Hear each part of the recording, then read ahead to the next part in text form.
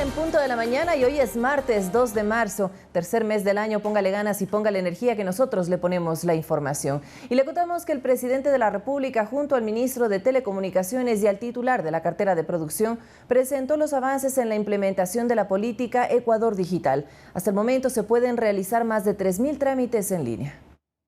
El mejor trámite es el que no se hace. Con esta premisa, el titular de Telecomunicaciones anunció que cada vez son más los trámites que se han eliminado y otros que se han digitalizado, ahorrando tiempo y dinero a los usuarios, además con un impacto importante en el sector productivo e industrial del país. Más de 700 trámites que hasta el momento se han simplificado y que inciden de manera directa a los costos de producción. Abaratar los costos del país es nuestro objetivo. Los ciudadanos pierden miles de horas haciendo trámites que se traducen, por supuesto, en miles de millones de dólares en pérdida de productividad. Desde el sector de la construcción e industrias ven este proceso de digitalización del país como la herramienta necesaria para la reactivación económica. En la medida que se elimine el exceso de regulaciones y trámites innecesarios, se vuelve al país más competitivo y obviamente eso permite atraer mayor inversión y generación de plazas de trabajo. Asegura que un país digitalizado es atractivo para nuevas inversiones.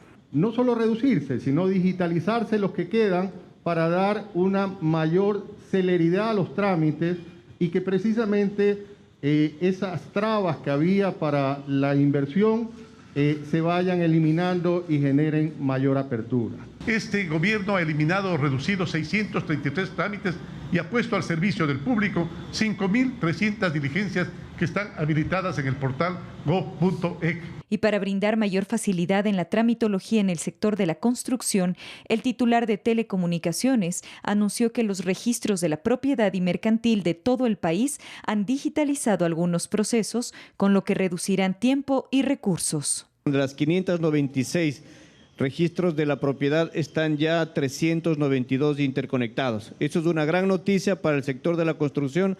Ya hemos logrado con el Consejo de la Judicatura llegar a ese acuerdo. Están interconectados 592 registros de la propiedad. Es decir, todos los trámites se pueden hacer interconectado, registro de la propiedad, más todos los registros mercantiles a nivel nacional. Además, reduciendo trámites, no solo beneficiamos al usuario, también las instituciones optimizarían recursos y personal, y ese es nuestro objetivo. Las autoridades indicaron que para el mes de septiembre de este año, el 95% de trámites estarán en línea. Ana María Suárez, Ecuador TV. En otro tema y durante la comparecencia en la Comisión de Gobiernos Autónomos Descentralizados de la Asamblea Nacional, el ministro de Economía aseguró que dejará al día las cuentas con los gobiernos locales, prefecturas y juntas parroquiales. Además que se han cancelado los valores pendientes que se arrastraban desde el 2020, quedando por transferir los montos de enero de 2021. El Ministerio de Economía y Finanzas se pone al día con municipios, prefecturas y juntas parroquiales. Los valores pendientes de este año se cancelarán hasta antes de finalizar el gobierno. Al mes de abril, en mayo, nos toca ya retirarnos. Es decir, durante todo este periodo vamos a ponernos al día y vamos a entregar 5 cuotas pendientes a los GATS. Es una decisión y lo vamos a hacer. Vamos a entregar un país financiado, vamos a entregar un país en orden. No digo con esto que no van a haber problemas, sin duda van a haber problemas, pero un país bastante mejor del que se recibió. Del mismo modo, se ejecutarán mecanismos para asignar recursos correspondientes a la devolución del IVA que estén pendientes, según el representante del Consejo Nacional de Gobiernos Parroquiales Rurales del Ecuador.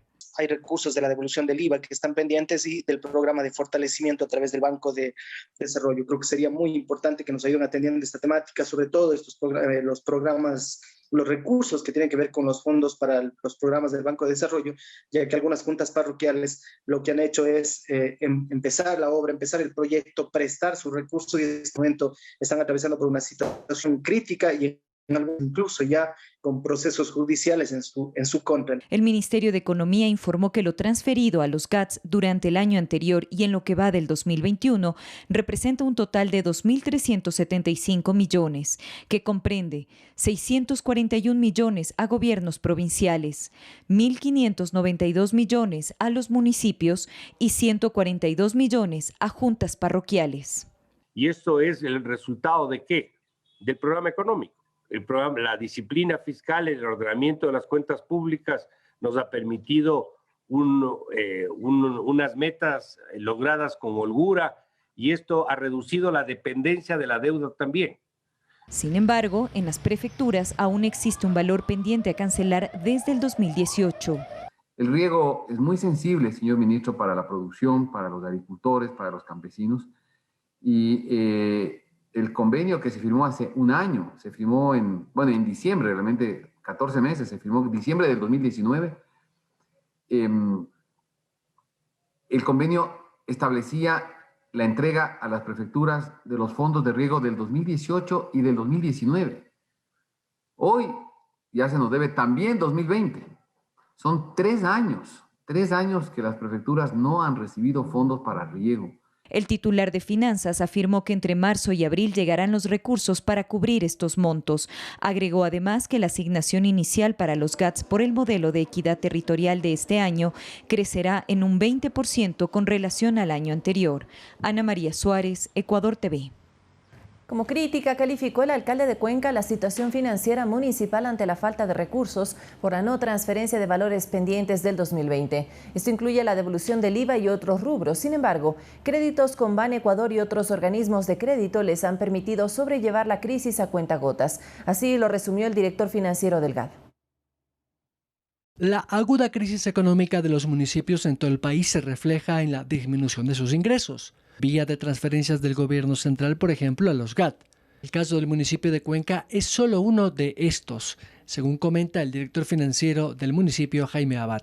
Existe una deuda grande con el Estado, tenemos proyectos como FINGAD, las transferencias de lo que corresponde a los gobiernos autónomos con deudas de varios millones de dólares. Entonces esto hace también que se retrase el flujo de caja y los proyectos se vean afectados. Lo que intentan a través de créditos de Ban Ecuador, por ejemplo, es cubrir algunas de las brechas, sobre todo en pago a proveedores y servicios, a fin de no suspender lo más básico de la ciudad. El año pasado firmamos créditos por 50 millones con el BEDE para Cuenca Unida, en función de lo que ya se estaba estimando de la recesión, de la contracción económica que se estaba presentando, se consiguió otros 17 millones también con el Banco de Desarrollo para importantes obras que en este momento se están canalizando dentro de la ciudad. Se han levantado ya los procesos, estamos asfaltando vías, están ya presentándose una serie de ofertas por parte del señor alcalde con las directrices a obras públicas de la unidad ejecutora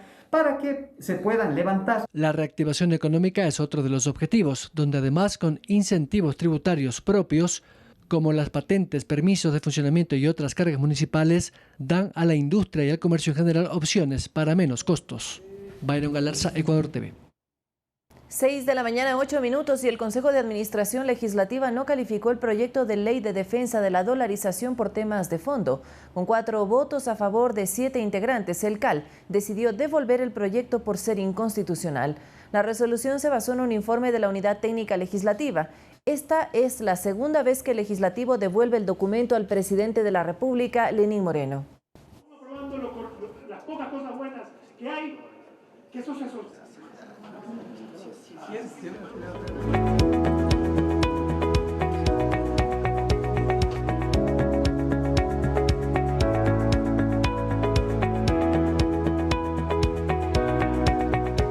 Atención a lo siguiente: una vez que el Consejo Nacional Electoral finalizó el recuento de 33 actas que presentó Pachacutic, los resultados preliminares no cambiarían la tendencia ni los candidatos finalistas a la segunda vuelta presidencial. El organismo deberá incluir las cifras obtenidas en los resultados finales y proclamarlos. El movimiento Pachacutic podrá presentar recursos ante el contencioso electoral. Finalizó el recuento de actas que el Consejo Nacional Electoral dio paso a través del recurso que presentó Pachacutic, 10 por inconsistencias numéricas y 21 por novedades registradas en las firmas del presidente y secretario de las juntas receptoras del voto. En los resultados preliminares, Yacu Pérez obtendría 612 votos más y Guillermo Lazo de la Alianza Creo Partido Social Cristiano sumaría 127 sufragios. Incorporar estos resultados a los cómputos finales, volver a proclamar el resultado sobre la base de esta información ya acumulada. Se mantendrían como finalistas para la segunda vuelta presidencial los aspirantes por la alianza del correísmo UNES, Andrés Arauz y Lazo. Las tendencias se mantienen, los resultados no han cambiado, las diferencias son insignificantes. La presidenta Diana Tamaín deberá convocar al Pleno para la proclamación de resultados. En las próximas horas espero que la señora presidenta nos convoque en reunión de pleno para conocer estos informes de las delegaciones provinciales. Desde la organización política a nivel del Consejo Nacional Electoral estarían terminados, salvo que pidan una aclaración. Pachacutic podrá acudir al Tribunal Contencioso Electoral para presentar los recursos frente al proceso eleccionario del pasado 7 de febrero. Me supongo que el Tribunal Contencioso Electoral también pedirá las pruebas, la documentación respectiva para realizar el proceso al que tienen derecho las organizaciones políticas y lo que resuelva el Consejo Electoral acatará. Pero ¿qué pasaría en el eventual caso de que el máximo órgano en justicia electoral permita la apertura de las urnas para un recuento de votos en las 17 provincias? Nuestra responsabilidad apoyar en esa gestión y realizar tal trabajo, obviamente bajo la supervisión del Tribunal Contencioso Electoral. En cuanto el Tribunal Contencioso Electoral nos emita la certificación de que no existe ningún recurso pendiente, estaremos proclamando los resultados definitivos. Esto mientras que Cabrera asegura que ya trabajan con miras a la segunda vuelta para corregir los errores, como el ausentismo de los miembros de las juntas receptoras del voto. Capacitación a los miembros de juntas receptoras del voto, que todos los reclamos del señor Pérez es en la llenado de actas que se hace de parte de los miembros de juntas receptoras del voto. Es ahí donde que ha presentado el reclamo. Así como evitar las aglomeraciones en los recintos electorales. Todos esos temas estamos ya trabajando con las áreas operativas y las delegaciones provinciales para mejorar el proceso. De acuerdo con el calendario, entre el 15 de marzo y el 8 de abril se desarrollará la campaña electoral. El 21 de marzo se llevará a cabo el debate presidencial. Valeria Villarroel, Ecuador TV. Y por su parte, el aspirante a Carondelet por Pachacutic, Yacu Pérez, presentó la apelación de los resultados del 7 de febrero ante el Tribunal Contencioso Electoral y solicitó la apertura de urnas en todo el país. El movimiento Pachacutic acudió al máximo órgano de justicia electoral. El aspirante a la presidencia, Yacu Pérez, presentó un recurso ante el Tribunal Contencioso Electoral. Insiste en que hubo fraude. Vamos a seguir luchando para que se transparente. ¿Por qué hay ese recelo de no abrir las urnas? Por eso vamos a poner nuestros oficios en la legalidad y en la constitucionalidad a otra institución. Ese recurso lo que aspira es que el contencioso, dentro de sus facultades, actúe y genere en este momento la función que tiene y que le da la Constitución, como es el tema de precautelar la decisión de la voluntad del pueblo. La organización política argumenta que el Consejo Nacional Electoral solo dio paso al recuento de 31 actas en 9 juntas provinciales del país, de más de 20.000 que habrían presentado con supuestas inconsistencias. Han salido 600 votos que recupera Yacu Pérez. Si nosotros solamente se revisaran 1.000 actas, se recuperarían como 60.000 y pico de votos. Las novedades no solo se habrían registrado con la dignidad de binomios presidenciales, sino con las de asambleístas nacionales, provinciales y de parlamentarios andinos. Más votos de asambleístas nacionales, provinciales, de parlamentarios ejecutivos y en otras juntas había menos votos de los órganos presidenciales. Eso es importantísimo dentro del proceso que estamos viviendo. Se guardaron actas con inconsistencias y estas actas con inconsistencias se guardaron hasta que se pueda verificar un resultado y estas le sirvan a un determinado candidato para poder sobrepasar a quien estaba en ese momento ocupando el segundo lugar. Esperan que a través de esta instancia se abran las urnas y que se cuente voto por voto. Solo ahí quedará el pueblo satisfecho con la votación que realizó el 7 de febrero del 2021. Los dirigentes de las filiales del movimiento indígena confirmaron que sus bases siguen en vigilia permanente y que estarán movilizadas hasta recibir respuestas. El TCE tiene un plazo de hasta 15 días para emitir un dictamen desde la admisión a trámite del recurso. Valeria Villarroel, Ecuador TV. Y como lo anunciaron los dirigentes de Pachacutic, filiales de la CONAIE y de la Ecurunari, se cerraron las vías a partir de las 8 de la mañana de este lunes. Sobre todo el camino que conduce del Cantón Girón al Cantón Pasaje en la provincia de El Oro, deteniendo el tráfico de automotores entre ambas provincias. La organización también convocó a las bases a una asamblea general presencial para definir las estrategias de las movilizaciones. Esta medida de protesta es una de las acciones anunciadas por las agrupaciones indígenas debido a que el CNE no aceptó el recuento de las 27.000 actas que objetó el movimiento Pachacutic. La vía fue reabierta horas después, con el consiguiente inconveniente para los usuarios que trasladan mercancías entre ambas regiones, al igual que el transporte de personas.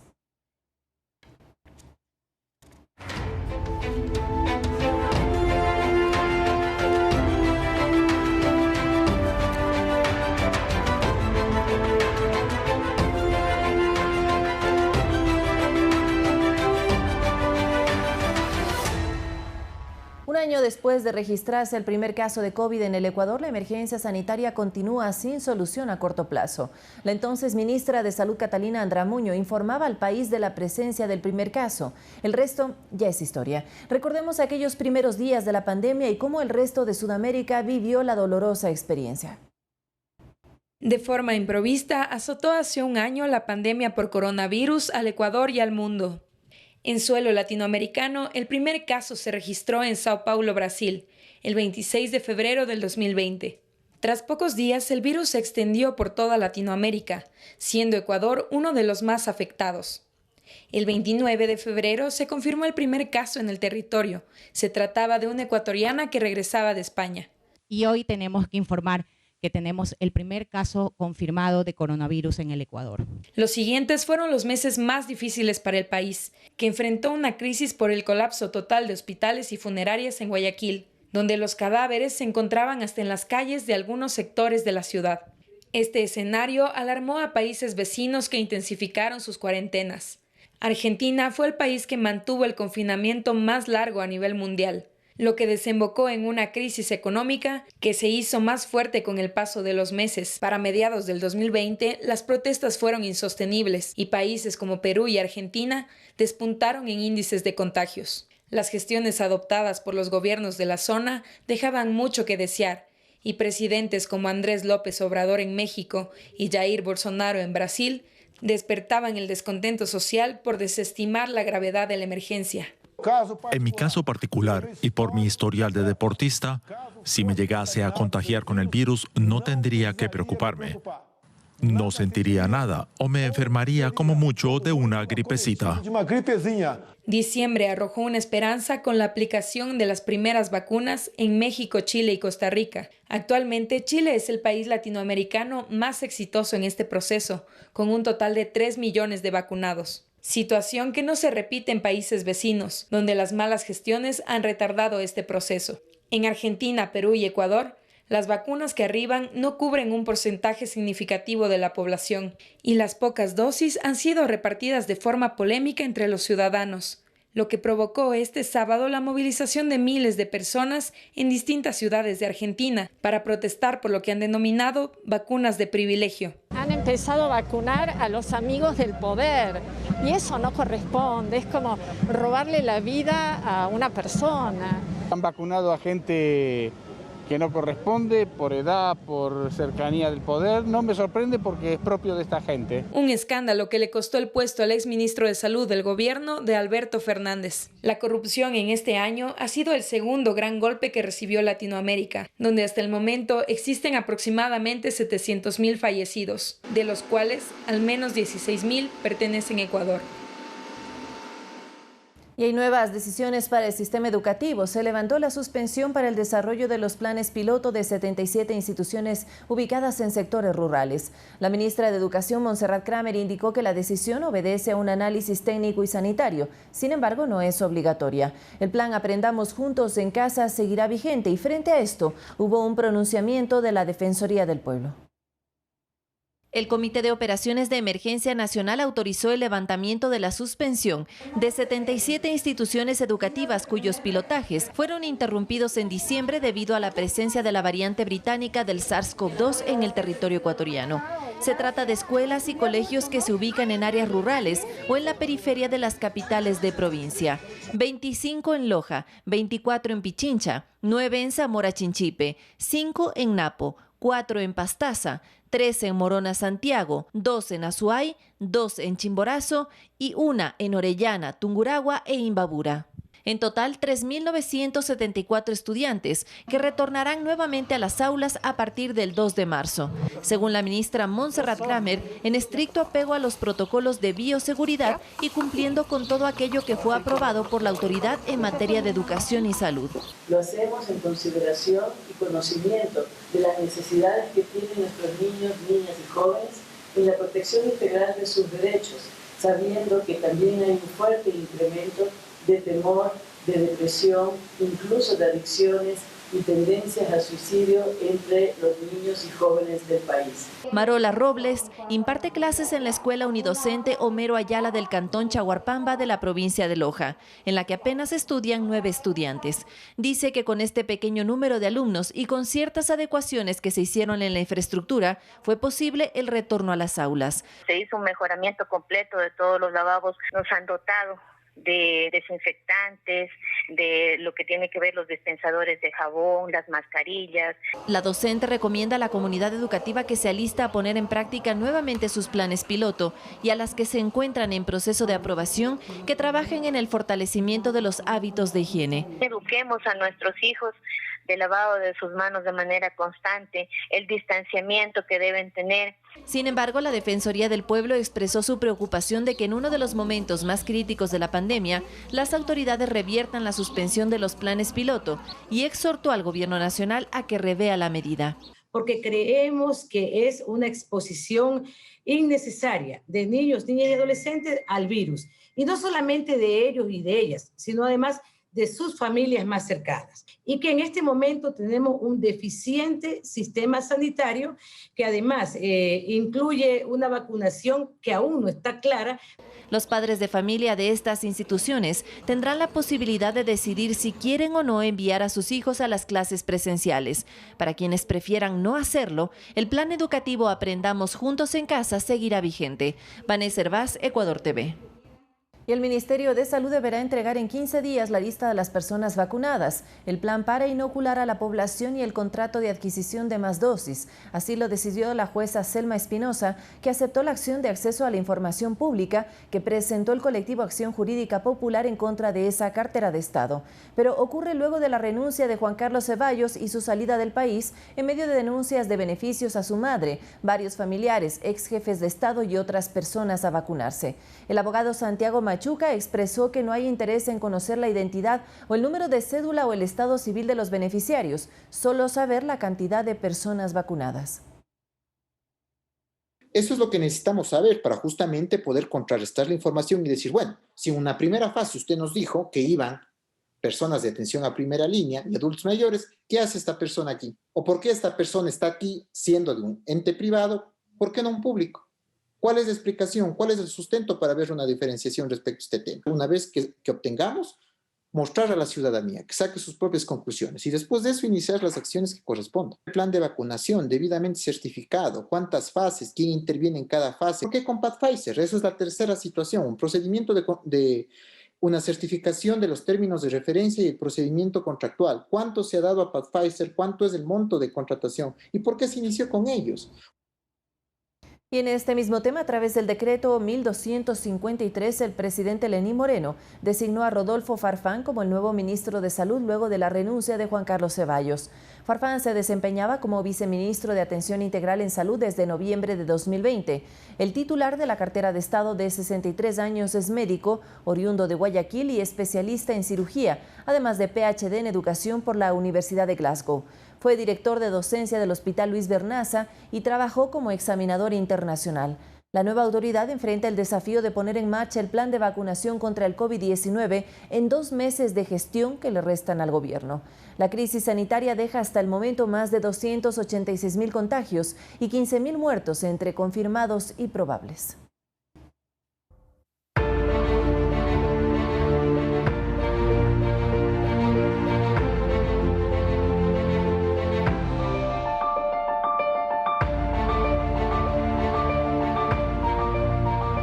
Más información, la situación en las cárceles no se trataría de una riña entre bandas, sino, según el ministro de Gobierno, de una de las causas que respondería al crimen organizado con bandas internacionales que pugnan el control del territorio en la venta de ilícitos. Lo dijo en una comparecencia ante la Asamblea, en la que el director del Servicio de Rehabilitación expuso que se necesita dinero y personal para tomar acciones dentro del sistema.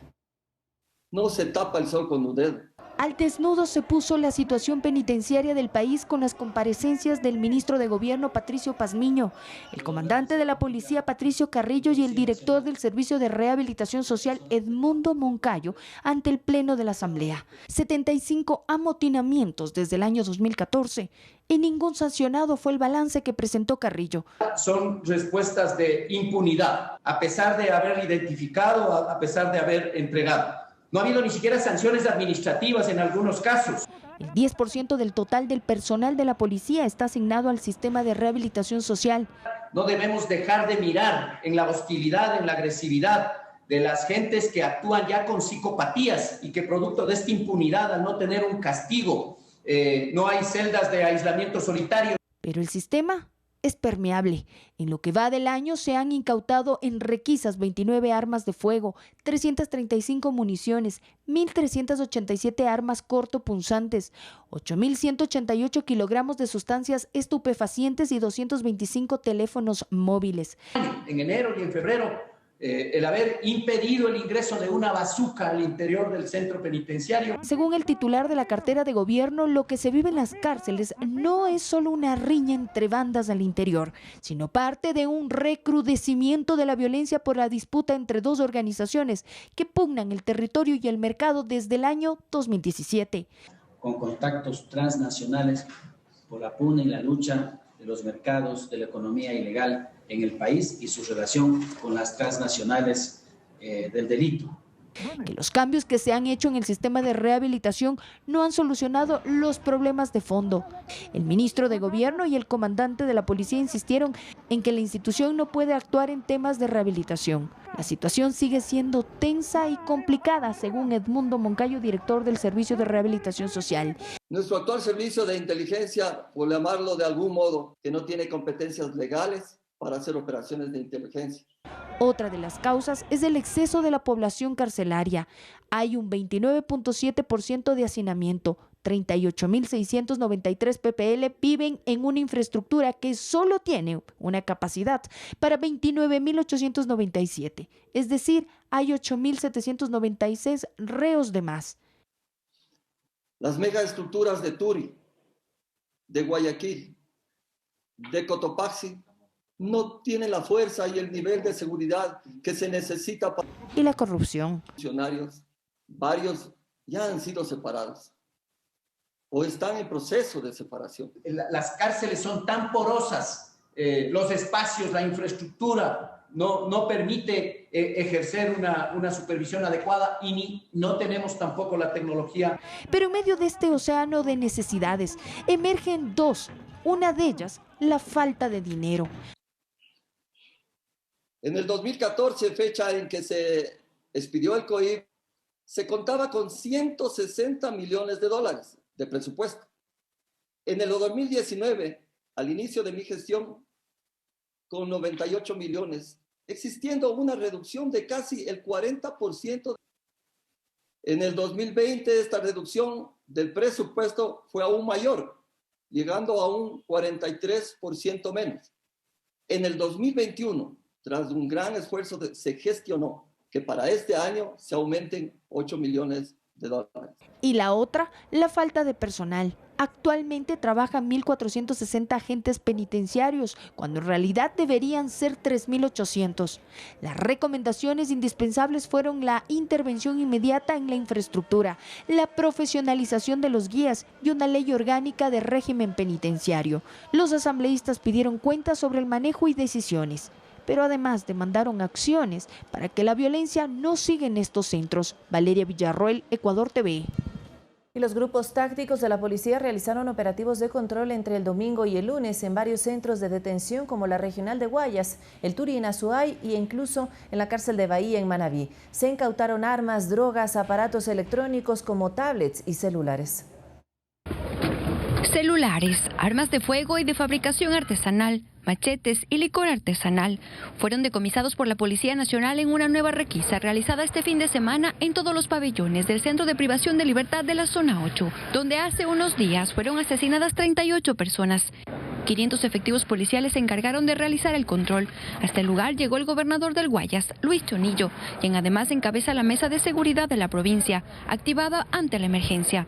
Ya llevamos 4 días en que la situación dentro de los centros de rehabilitación social de aquí de la provincia del Guayas ha estado controlado. Esperamos el día de hoy poder decir que ya está normalizado. Las puertas de las celdas que fueron dañadas en los días de la revuelta fueron soldadas y se reforzó la seguridad en estos espacios. Una acción similar ejecutaron autoridades en la cárcel del Turi en Cuenca.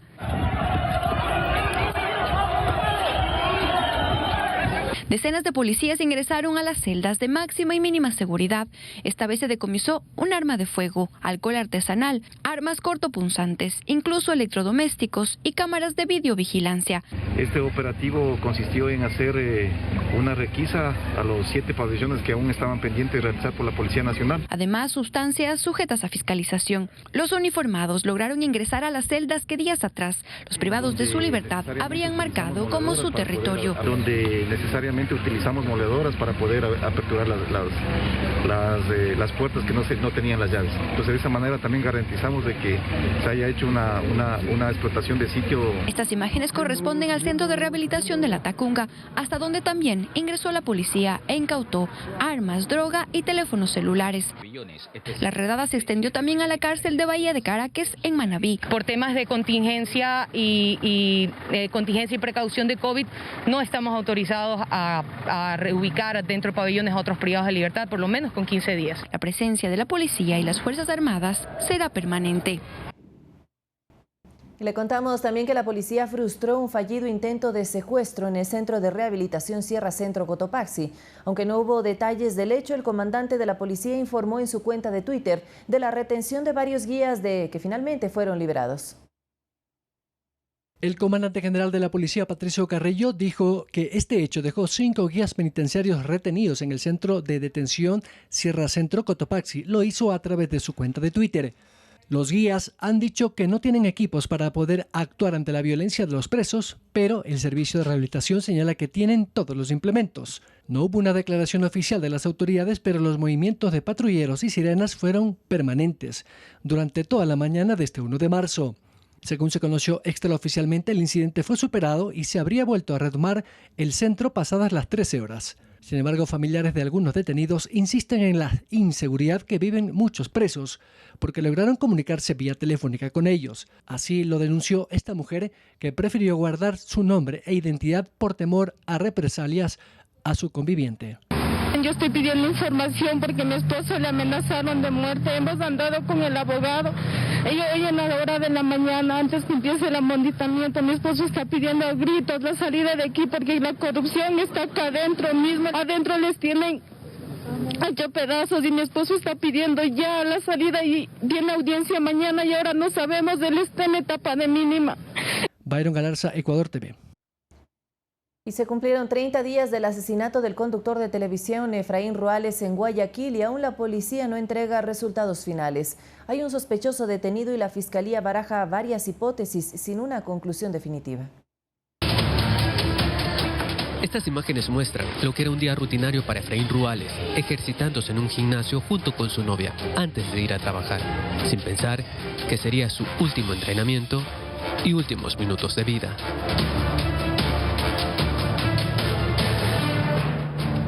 Las investigaciones policiales determinan que la estructura criminal que planificó el asesinato del presentador está compuesta de la siguiente manera. El autor intelectual contrata a un preso líder de una banda poderosa en la cárcel. Este, a su vez, contacta a alias Casquete y él a 2 personas más, que serían los que cometieron el crimen. Es decir, 5 personas involucradas en este atentado. Uno de estos videos permitió reconocer a Casquete como conductor del carro donde se movilizaban los sicarios, que había sido reportado como robado el 6 de enero y participó en otros delitos. Alias Casquete ya posee un antecedente por tentativa de asesinato y pertenece a la banda narcodelictiva de Los Lagartos. Un mes después, él es el único detenido en este caso. Hemos dado cumplimiento a una orden de detención con fines de investigación en contra de un ciudadano de nacionalidad ecuatoriana que fue encontrada aquí al interior de un inmueble ubicado en estos condominios del sector de La Valdivia. En su aprehensión se decomisaron $6.400 y 3 teléfonos celulares que estaban en el tumbado del departamento que había rentado un mes antes del atentado, en los bloques de La Valdivia, en el sur de Guayaquil. Las investigaciones tienen que continuar, ha habido avances, no se puede revelar todavía la información, es importante mantenerla todavía para que esto nos conlleve a los autores intelectuales. La policía hasta ofreció una recompensa de $50.000 para obtener información clave que permite esclarecer este crimen y ha recibido más de 50 llamadas, pero la mayoría han sido falsas. Estamos verificándola, pero la información que es relevante ingresa inmediatamente a Fiscalía. Por su parte, la Fiscalía hizo las pericias de los celulares decomisados en el allanamiento del domicilio que alquiló Casquete y de Alejandra Jaramillo, novia de Ruales, quien además ya fue llamada a declarar, junto con el hermano del presentador, su madre y Richard Barker. Cambiamos de tema. Este martes el directorio del Metro de Quito debe escoger el modelo de gestión para este medio de transporte subterráneo cuya obra física será entregada en marzo según el cronograma. Hay cuestionamientos al tiempo que ha demorado tomar la decisión ya que el proyecto le costó a la ciudad $2.000 millones. La entrega de la obra física del Metro de Quito está planificada para marzo. Sin embargo, todavía hay incertidumbre sobre el modelo de gestión que se aplicará en este sistema de transporte. Andrea Flores es la gerenta de la empresa metropolitana desde el 12 de enero. Reemplazó en sus funciones a Edison Llanes, quien renunció a su cargo en medio de varios cuestionamientos a su gestión. Dice que definitivamente se descartó el modelo de alianza estratégica porque jurídicamente no era viable. Ahora se barajan 2 posibilidades. La primera, la contratación del servicio de operación y mantenimiento, o la segunda, la contratación del servicio de asistencia técnica, ambas con una empresa internacional. En tiempos y costos, la opción que más favorece a la ciudad y cuya recomendación técnica ha salido ya desde la Gerencia General de la empresa Metro de Quito es contratar servicios de asistencia técnica, donde nos asesoren, nos acompañen y podamos dar continuidad a todas las pruebas funcionales que llevamos actualmente ya del material rodante y de nuestra infraestructura. En cualquier caso, la funcionaria asegura que velará por el cumplimiento de un proceso apegado a la ley. Es decir, que sean públicos, que garanticen la concurrencia, que nos permitan además elegir la mejor alternativa, la mejor opción que beneficie a los intereses de la ciudad. Este martes se pondrá en conocimiento del directorio los 2 escenarios para que ya se opte por uno de ellos e inmediatamente comience el proceso de contratación. Al interior del Consejo de la Ciudad hay preocupación frente al tiempo que ha transcurrido para que se tome esta decisión. Lamentablemente, el alcalde de Quito no construyó el metro, el alcalde Yunda, pero en base a estos errores que se viene cometiendo en la ejecución se sigue demorando. También hay que tener claro sobre todo los tiempos, en qué fechas van a culminar estos procesos y para qué fechas en teoría estaría funcionando el Metro de Quito. Son temas importantísimos. En el segundo semestre de este año comenzaría la etapa de preoperación, que deberá durar al menos 6 meses. Tras las pruebas con pasajeros, se espera que la operación comercial arranque en el primer trimestre de 2022 con la tarifa socialmente justa aprobada en la ordenanza 017 de 45 centavos y una integrada de 60 centavos. Flores Flores dijo que con este valor no se cubren los gastos del sistema que bordea los 40 millones de dólares anuales y que por ello se plantean otras fuentes de ingresos no operacionales. Ingresos ligados a la publicidad, a la gestión comercial, a las telecomunicaciones, por ejemplo, que es uno de los servicios que estamos trabajando para garantizarlo dentro del túnel. La inversión de la ciudad en el metro de Quito solo en infraestructura supera los 2.000 millones de dólares. Vanessa Herbaz, Ecuador TV. La tonelada de fruta de palma africana se incrementó a $200 en las últimas semanas. Este producto sirve como materia prima en la fabricación de aceites comestibles. Desde el 2016 el sector afrontaba una dura crisis por la plaga del cogollo, que devastó más de 25.000 hectáreas cultivadas especialmente en Esmeraldas. El sector de empleo a 120.000 personas y con esta nueva realidad se reactiva la producción agrícola de la zona. Así lo dijo el representante de ProPalma. El incremento del precio internacional es una noticia que alivia a la actividad agrícola. Un precio mucho mejor que el del año anterior.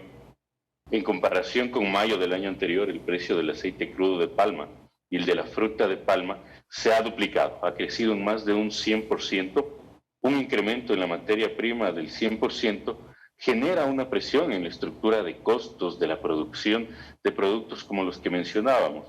Aceites comestibles, margarinas, mantecas, jabones, productos de limpieza, insumos fundamentales para enfrentar incluso el COVID. Hasta la semana anterior superó los $200.